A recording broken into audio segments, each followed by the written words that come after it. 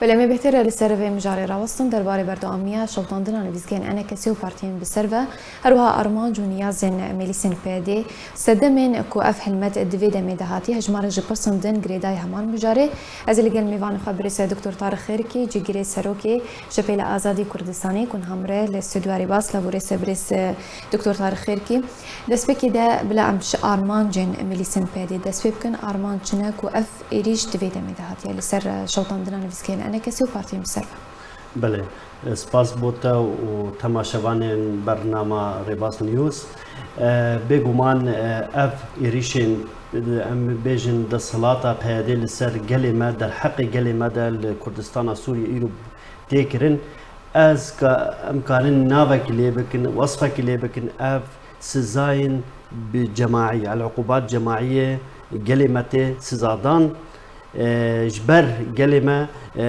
لسر دو صدمات تینا تا امبیجن سزادان یک جه سیاستا وان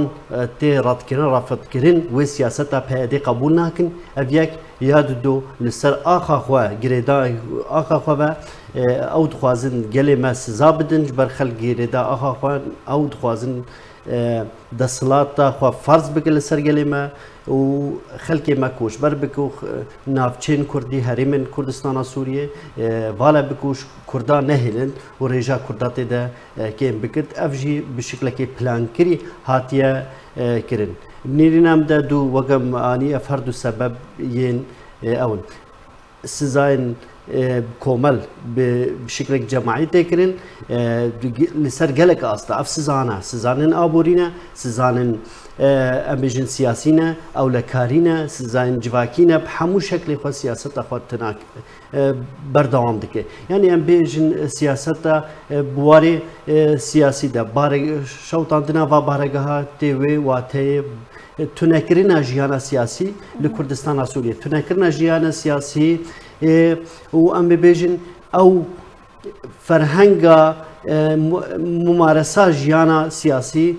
ناهله پارتیین سیاسی و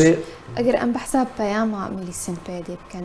اف ایریش هاتا پشتی جوینا انا کسی بالی امریکی را انا کسی جدا خوانی خود بحث کربو کو اف ایریش پشتی هولین امریکی هاتا جبو دوباره دست بکرن دانستاندرین کردی پیاما ملیسین پیدا جالی امریکی را چیه جوان ایریشان براستی پیاده هر تم بزنه ای هولدان ها اما بجن بزاف ها انه اب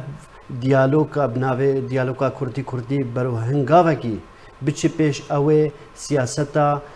و اف سیاستا نهشتنا دسپیکا دیالوگ بکت او جار بشوتاندنا اما بجن شوتاندنا بارگهن انجمانه یا گرتنا چالکوانا یا رواندنا زاروکا هر صدمکی بهل نهشتنا او دیالوگ دست بینه کرد بنیرم ده او اعاز نجوایا اعاز قندیل جی گردا ایرانی و ایران کنترل روشا سوری ام دزانن ایران دستی و روشا سوری ده بچرنگیه ام کارن بیجن دستی قندیلیه اعاز نش دسلاتا به انا کسی تخواستن دوی قناغی ده انا کسی دوی بزاف بکت تحركك دبلوماسي بك راجان لسر استا دبلوماسياش دربا ولسر استا مبيجن راجان دنيجي بكاري راستيا في منظومه كشف بكت واف كريارتي كرن بشر مزار كرن وراوستين تحدي وادا ودا خواز جواكان عبداللطي بكرن غير بيدرسون بكرن شو ام بيجن هيزن عبداللطي تايبت امريكا اف دادگاه کی ناب دولتی چه ببین اف کسین تاوان بار به رفاندنا زاروکا کشتنا چالکوانا به گفیل سر چالکوانین سیاسی اف کریار دکن اف کسانا بین تاوان کرن بین سزادان بشکل کی داد پرورانه به دادگاهن ناب دولتی سربخوا بیلاین درباره لدوانا الهام احمد کو تیدت بیجه ایریشا جوان شورشگر لسر نویزگین انا کسی برسبک بو لسر هلویستن انا کسی تجاوت خوینه جه شرمزار بونه کسی که سر کرده وقت الهام احمد هم پشگیریا و کریارا دکت و هم برپرس یعنی دو باز دش برپرسیتی یعنی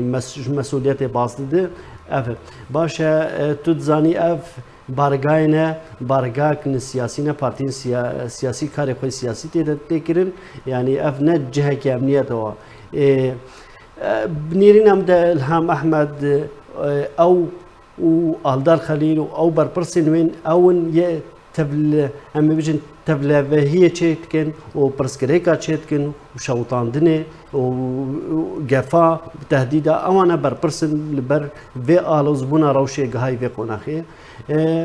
الهام احمد تي خويا كرن